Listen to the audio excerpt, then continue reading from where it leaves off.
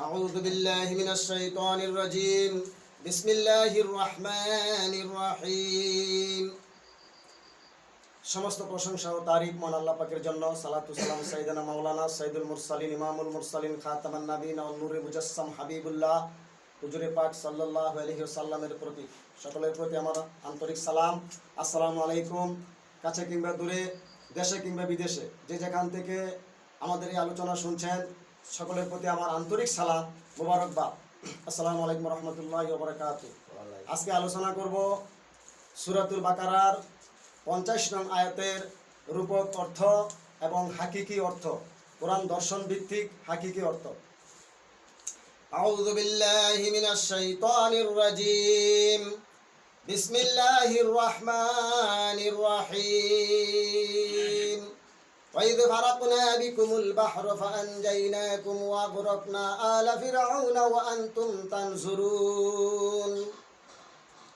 وإذ فرقنا بكم البحر, আর আমি যখন তোমাদের জন্য সমুদ্রকে বিভক্ত করেছিলাম, ফানজাইনাকুম ওয়াগরাকনা আলা ফিরাউন ওয়া আনতুম তানজুরুন, আর তোমাদিগকে উদ্ধার করেছিলাম ফিরাউনের কবল থেকে এবং ডুবিয়ে দিয়েছিলাম, চুবিয়ে দিয়েছিলাম ফিরাউনদেরকে, যা তোমরা প্রত্যক্ষ করেছিলে বা দেখেছিলে।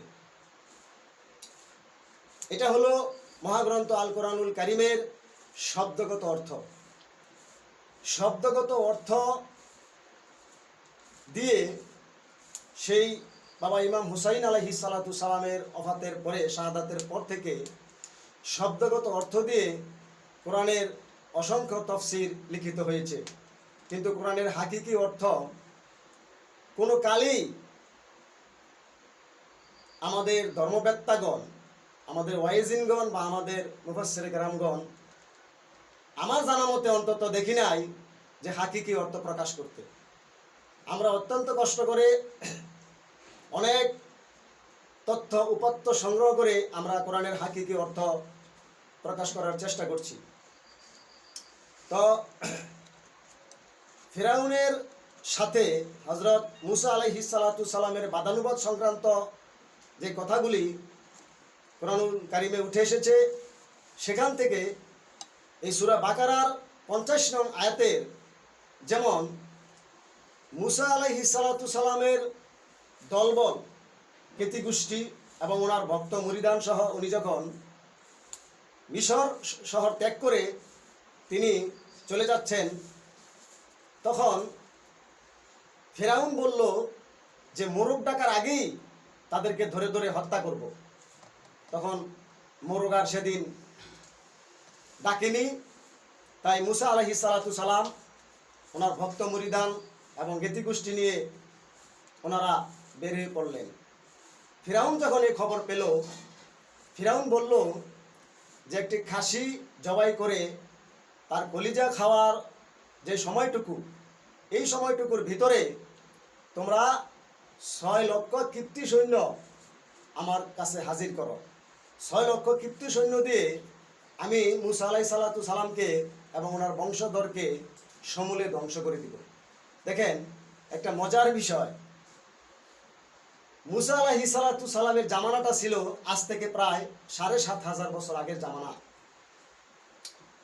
সে জামানায় একটা রাজা 6 লক্ষ সৈন্য, তাও একটা নিরস্ত্র, নিরীহ, ক্ষুদ্র একটি কয়েকজন ব্যক্তিকে সমূলে ধ্বংস করার জন্য 6 লক্ষ সৈন্যবাহিনী সাজানোর প্রয়োজন পড়ে গেল। এটা গবেষণার বিষয়। মার্কিন যুক্তরাষ্ট্র বর্তমানে পরাশক্তি, মার্কিন যুক্তরাষ্ট্রের তাদের যে প্রতিরক্ষা বাহিনী, সেনাবাহিনী, বিমান বাহিনী, নৌবাহিনী, বর্ডার গার্ড, পুলিশ এবং তাদের যে ডিবি অর্থাৎ নিরাপত্তা বাহিনী মিলিয়ে 6 লক্ষ মার্কিন যুক্তরাষ্ট্রের অন্তত হতে পারে, যেহেতু এটা পরাশক্তি রাষ্ট্র, বড় রাষ্ট্র। কিন্তু ছোট রাষ্ট্রের পক্ষে 6 লক্ষ সৈন্যবাহিনী পালা একটা দুঃসাধ্য ব্যাপার। কিন্তু এখানে তাফসীরে লেখা আছে কি, 6 লক্ষ সৈন্য আমার সামনে হাজির করো। এটা গবেষণার বিষয়। তো যাক, আমরা পর্যায়ক্রমে ধারাবাহিকভাবে গবেষণার বিষয়গুলি আমরা তুলে ধরবো আপনাদের সামনে। আপনারা গবেষণা করবেন, আমাদের সাথে সাহায্য করবেন, আমাদের সাথে থাকবেন, সহযোগিতা করবেন, সহযাত্রী হবেন, দুশ্মনী করবেন না। এবার দেখেন, যাক 6 লক্ষ সৈন্য হাজির হইল। মুসা আলাইহিসসালামকে তারা ধাওয়া করলো। মুসা আলাইহিসসালাম নীল দরিয়ার পারে যখন উপস্থিত হইলেন, তখন মুসা আলাইহিসসালামের যে কওম এবং ওনার ভক্ত মুরিদান, ওনারা দেখতে পেল যে সামনে নীল দরিয়া, পিছনে পিছনে ফেরাউনের দলবল, মারা পড়ার উপক্রম। তখন ওহী নাজিল হইল যে তুমি কি করো, তোমার হাতের লাঠি দ্বারা দরিয়ার মধ্যে আঘাত করো, তাহলে দরিয়া কি হবে, ফাঁক হয়ে যাবে, ফারাক হয়ে যাবে। আর তাই হলো, তিনি তাহার ভক্ত মুরিদান সহ নীল দরিয়ার ভিতরে ডুবে চলে গেলেন। পানি 2 ভাগ হয়ে গেল। ওনাদের এই অবস্থা দেখে ফিরাউনও তার 6 লক্ষ বাহিনী সহ ওই দরিয়ার মধ্যে নেমে গেলেন রাস্তার মধ্যে। যখন মুসা আলাইহিসসালাম ওপারে চলে গেলেন, আর সাথে সাথে ফিরাউনের দলবল সহ পানিতে ডুবে মারা গেল। এই হলো এই আয়াতের সাথে সামঞ্জস্যপূর্ণ শানে নুজুল তাফসীর। তো মজার বিষয় হলো যে মুসা আলাইহিসসালামকে মারতে গিয়ে ফেরাউনের 6 লক্ষ সৈন্য কি হলো, ডুবে মারা গেল। তো যাক, সেই 7,500 বছর আগে 6,000 সৈন্য সেনাবাহিনী জোগাইল ফেরাউন, তারপরে পানিতে ডুবে মরল, মুসা আলাইহিস সালাম বাঁচল। তো এই যে এই কোরআনের মূল দর্শন, সেটা আজ কোথায়? একটা আয়াত, 50 নং আয়াতে, এই আয়াতের শব্দগত অর্থ দিয়ে সে কাহিনীটা প্রাচীনকালের মিশর দেশের রাজা 2য় রামিসাস ফিরাউন, তাহার কাহিনীর সাথে এবং মুসা নবী দাওয়াতি কাজের সাথে সামঞ্জস্য রেখে এই কাহিনীগুলো লেখা হলো। কিন্তু আদতে এই কাহিনী দ্বারা, এই মহাগ্রন্থ আল কোরআনের এই কাহিনী দ্বারা মানব জাতির কি উপকার হলো তাহা আমার জানা নাই। তবে হাকিকি অর্থ এবং কোরআন দর্শন দিয়ে, একটা আয়াত দিয়ে এই মানব জাতির অনেক উপকার হতে পারে। দেখুন, আমি এই 50 নং আয়াতের হাকিকি অর্থটা করতেছি, মনোযোগ সহকারে শুনবেন। শব্দ, দৃশ্য, গন্ধ, কল্পনা, অনুভব, অনুভূতির মাধ্যমে মানুষের দেহ মনে যে সকল বস্তু, কামনা, ধর্ম আগমন করে, সেগুলোকে সালাতের মাধ্যমে গভীরভাবে পর্যবেক্ষণ করে, সালাতের মাধ্যমে গ্রহণ বর্জন যদি কেউ করতে পারে, তাহলে সে হবে মুক্ত। আর যদি না করতে পারে, যদি কামনা বাসনা লোভ লালসা যদি তাকে সপ্ত ইন্দ্রিয়ের মাধ্যমে, চক্ষু, কর্ণ, নাসিকা, ত্বক, জিহ্বা, এই 7টা ইন্দ্রিয়ের মাধ্যমে মানুষের ভিতরে এই বিশ্ব ব্রহ্মাণ্ডের জ্ঞান, বিজ্ঞান, আবেগ, অনুভূতি, কল্পনা, ভবিষ্যৎ পরিকল্পনা, বর্তমান পরিকল্পনা সব কিছু ঢুকে থাকে। যেমন যদি শীতকাল আসে, তাহলে আপনাদের শীতকালটা আপনারা কিভাবে বুঝেন? শরীরের সাথে ঠান্ডা লাগে, হ্যাঁ, গায়ে মোটা কাপড় ঝরাইতে হয়, বলেন যে শীতকাল এসে গেছে। তাহলে এই অনুভবটা আপনি কোথা থেকে পাইলেন? চামড়া থেকে। আপনার চামড়া বলতেছে আমার খুব কষ্ট হইতেছে, তুমি গায়ে মোটা কাপড় ঝরাও। গরম কাল আসলে আপনার চামড়াই বলে দেয় যে আমার কাছে গরম লাগতেছে, এটাকে ত্বক বলে। ত্বকে বলে দেয় তুমি কি করো, একটু বাতাস দাও। তাইলে শব্দের মাধ্যমে আপনার কর্ণের মধ্যে ভালো কথা খারাপ কথা আপনি কর্ণ দিয়ে ঢুকে পড়ে, আপনি জানতে পারেন এটা ভালো কথা না খারাপ কথা। নাক দিয়ে আপনি নিঃশ্বাস নিয়ে বলতে পারেন যে এটা খারাপ গন্ধ না ভালো গন্ধ, ফুলের গন্ধ না পচার গন্ধ। চোখ দিয়ে আপনি দেখতে পারেন ঘটনাটা অঘটন, দুর্ঘটনা না ভালো ঘটনা। মন দিয়ে আপনি সেটা অনুধাবন করতে পারেন, মস্তিষ্কে সেটা সংরক্ষণ করতে পারেন, জমা করতে পারেন। তাহলে চক্ষু, কর্ণ, নাসিকা, মন, মস্তিষ্ক, সপ্ত ইন্দ্রিয় ধার দিয়ে যে বিষয় রাশি আপনাদের মধ্যে প্রবেশ করে, সেই ধর্মগুলোকে আপনি যদি ধরে রাখেন, তাহলে সেটা হয় কি? সংস্কার বা শিরিক। এই সংস্কার বা শিরিককে রূপক ভাষায় সমুদ্র বলা হয়েছে। সালাতি ব্যক্তি ব্যতীত সবাই এই সমুদ্রের মধ্যে কি হয়? ডুবে যায়, মরে যায় এবং ফলশ্রুতিতে পুনর্জন্মে আসে।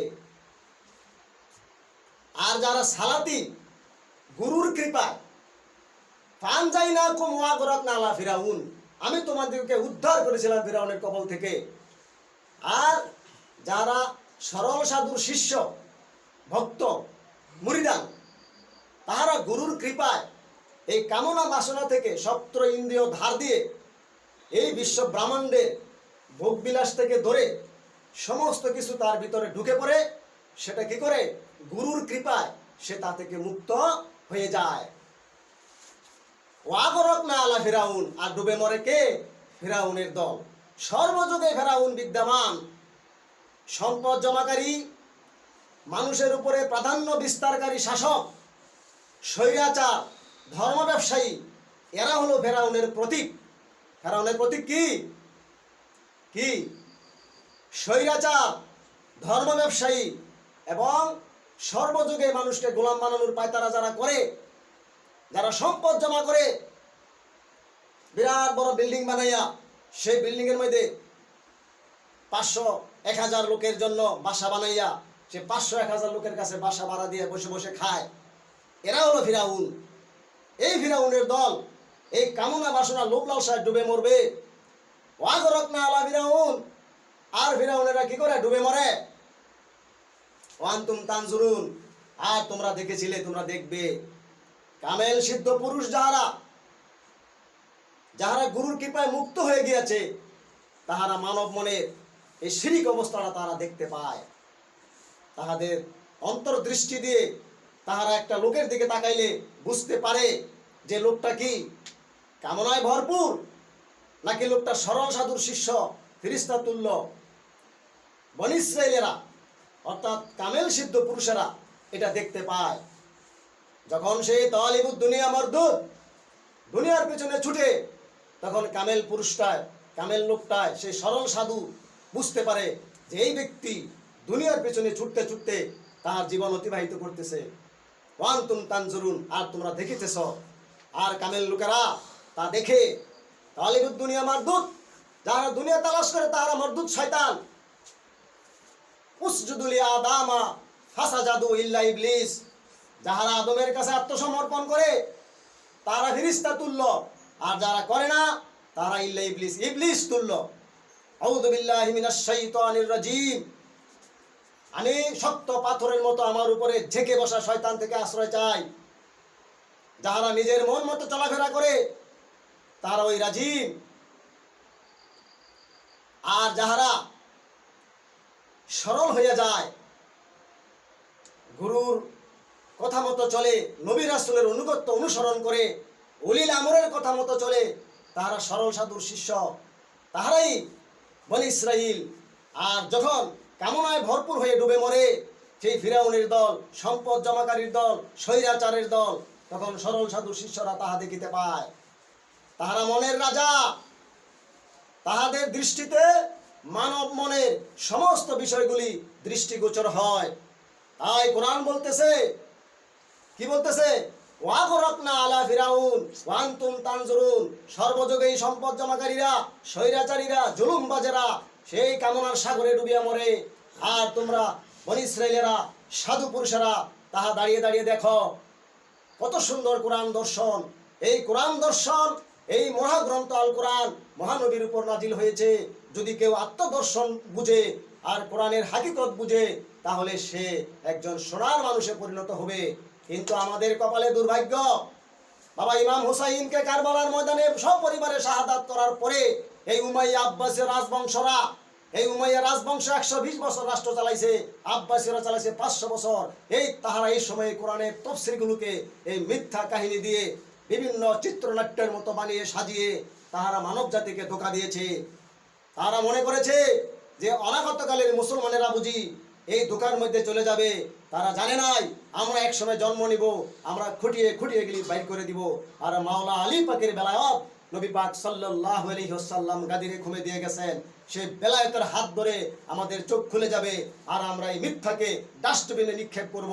সুতরাং যাহারা আজও এই কোরআন এবং হাদিস নিয়ে মিথ্যাচার করতেছে, জনগণের উচিত তাদেরকে বয়কট করে সত্য সুন্দর কোরআনের অর্থ উদ্ধার করা এবং কোরআন অনুযায়ী সমাজ রাষ্ট্র পরিচালিত করা এবং এই পৃথিবীতে হানাহানি, যুদ্ধ, দাঙ্গা হাঙ্গামা থেকে মানব জাতিকে মুক্ত করা। যদি তা না করা হয় তাহলে এই ধর্ম নিয়ে আরো মানুষ মারা যাবে, আরো দাঙ্গা হবে, হাঙ্গামা হবে, আরো ঝগড়া হবে। আর মানুষ এই কোরআনুল কারীমকে কিচ্ছা কাহিনীর কিতাব বলে উড়িয়ে দিবে। মানুষ মনে করে যে কি কোরআন হলো কিচ্ছা কাহিনী। তাই তো আমরা দেখতে পাই মসজিদে কোরআনের স্তূপ পড়ে রয়েছে, ময়লা পড়ে রয়েছে, সিরাহারা কোরআনের গাঁটটি পড়ে রয়েছে, কেউ ধরে না। কেন ধরে না? কারণ তারা মনে করে যে কোরআন একটা কাহিনীর কিতাব। আর আমাদের ধর্মবেত্তাগণ, আমাদের ইসলাম প্রচারকগণ বিভিন্ন চটি বই থেকে ছোট ছোট কাহিনী নিয়ে সেটি কোরআনের নামে চালিয়ে দিয়ে মানুষকে বলেছে যে এটা কোরআনের আয়াত, এটা কোরআনের অর্থ। আর কোরআনকে এভাবে অবহেলা করা হচ্ছে। কোরআনের মানুষের উচিত ছিল এই কোরআনকে বুঝা, ওরাত্তিলিল কোরআন তারতিলা, তারতিলের সহিত কোরআন বুঝা। সেই কথাটা বুঝে লাগাই দিছে কোথায়? যে তোমরা শুদ্ধ করে কোরআন পড়ো। অথচ বলা হয়েছে কি তোমরা জেনে বুঝে হাকিকি অর্থ জেনে কোরআন পড়ো। আর সেটাকে বুঝাই দিছে কি তোমরা শুদ্ধ করে কোরআন পড়ো। সারা গায়ে ব্যথা, ওষুধ দিব কোথায়? তো বন্ধুগণ শুনে রাখুন, এই মহাগ্রন্থ আল কোরআন পৃথিবীর ইতিহাসে এক বিস্ময়কর, এক আশ্চর্যজনক, এক ঐতিহাসিক গ্রন্থ, বিস্ময়কর গ্রন্থ, আশ্চর্যজনক গ্রন্থ। এই কোরআনের মতো এমন একটা গ্রন্থ, নিখুঁত নির্ভুল একটি গ্রন্থ পৃথিবীর জমিনে আর নাই। আসুন আমরা মুসলিম জাতি কোরআনের আত্মদর্শন বুঝে, কোরআনের হাকিকি অর্থ বুঝে আমরা মুসলিম জাতি সমগ্র জাতির সাথে সৌহার্দ্যপূর্ণ আচরণ করি, ভ্রাতৃত্বপূর্ণ আচরণ করি এবং মহানবী হযরত মুহাম্মদ সাল্লাল্লাহু আলাইহি ওয়াসাল্লামের যে বিধান আনিত ইসলাম ধর্ম, মুহাম্মদী ধর্ম দর্শন আমরা আঁকড়ে ধরি, দাঁত দিয়ে কামড়ে ধরি এবং আহলে বায়তের সম্মান প্রচার করি। সুবহানাল্লাহি ওয়া বিহামদিহি, সুবহানাল্লাহিল আযীম ওয়া বিহামদিহি, আস্তাগফিরুল্লাহ। পুরো সবাই পুরো That's it.